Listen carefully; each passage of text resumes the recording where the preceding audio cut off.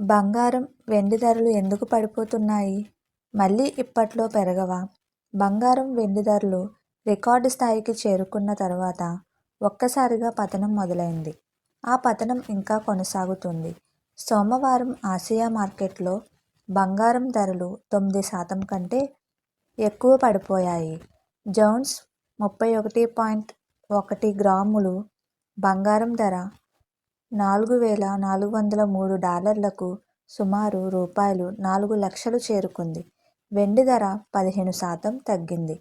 అంతర్జాతీయంగా ఏర్పడిన అస్థిర పరిస్థితుల మధ్య బంగారంలో పెట్టుబడి పెట్టడం సురక్షితంగా భావించడంతో జనవరిలో పుత్తడి ధరలు కొత్త రికార్డులను తాకాయి.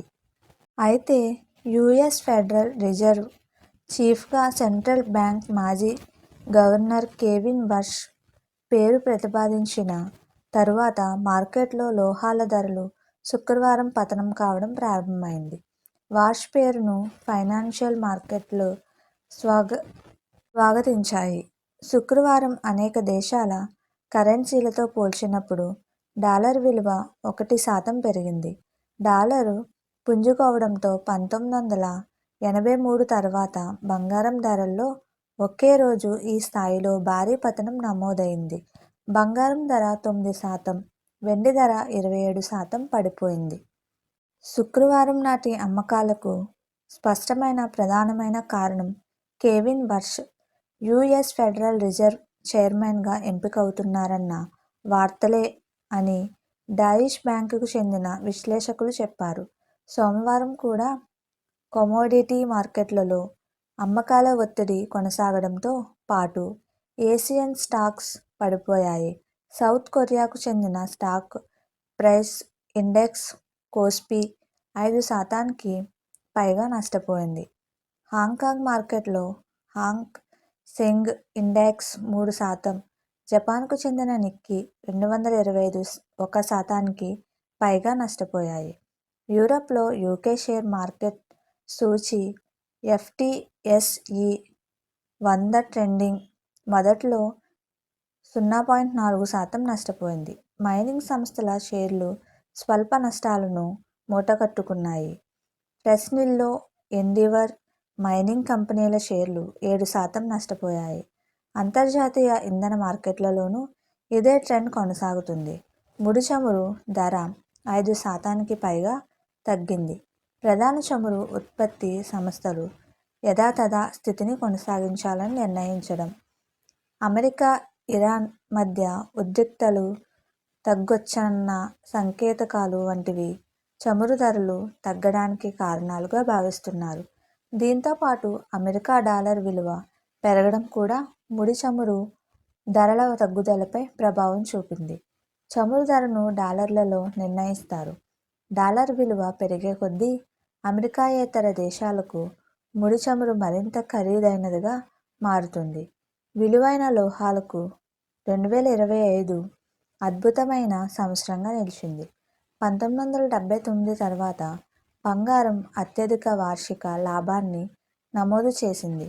ట్రంప్ సుంకాల భయాలు, ఆర్టిఫిషియల్ ఇంటెలిజెన్స్కు సంబంధించిన షేర్ల ధరలు పెరగవచ్చనే అంచనాల మధ్య ఫైనాన్షియల్ మార్కెట్లో ఆందోళన ఏర్పడడంతో బంగారం, వెండి ధరలు కొత్త రికార్డుల్ని తాకాయి. బంగారం ధర ఈ ఏడాది జనవరి చివరి నాటికి $5,500లను దాటింది.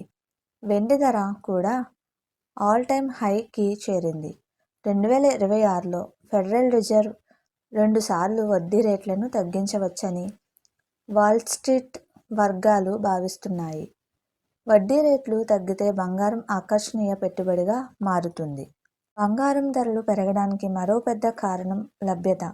World gold council trade association ప్రకారం ఇప్పటి వరకు 2016 వడ్డీ రేట్లు తగ్గితే బంగారం ఆకర్షణీయ పెట్టుబడిగా మారుతుంది.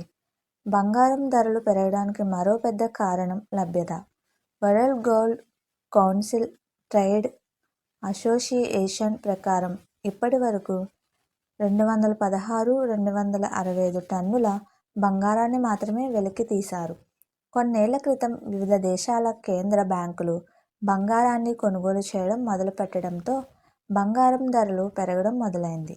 అయితే గత ఏడాది కాలంలో అమెరికా సుంకాల వంటి అంతర్జాతీయ పరిణామాలు బంగారాన్ని మరింత ఆకర్షణీయ పెట్టుబడిగా మార్చాయి.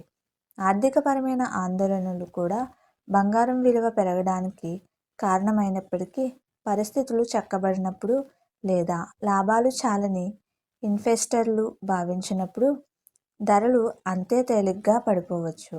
గత కొన్ని వారాల్లో విలువైన లోహాలు ధరలు విపరీతంగా పెరిగాయి. అవి ఇప్పుడు కుప్పకూలాయి అని 2 రోజులుగా బంగారం, వెండి ధరలు తగ్గడానికి గల కారణాలను విశ్లేషిస్తూ జూలియస్ బేర్ బ్యాంకుకు చెందిన Asia research head Mark Matthews రాయిటర్స్తో చెప్పారు. మీకు మా వీడియోస్ కనుక నచ్చినట్లయితే ఇలాంటి మరెన్నో విషయాలు తెలుసుకోవాలనుకుంటే డూ సబ్స్క్రైబ్ టు సమాజం ముచ్చట్లు.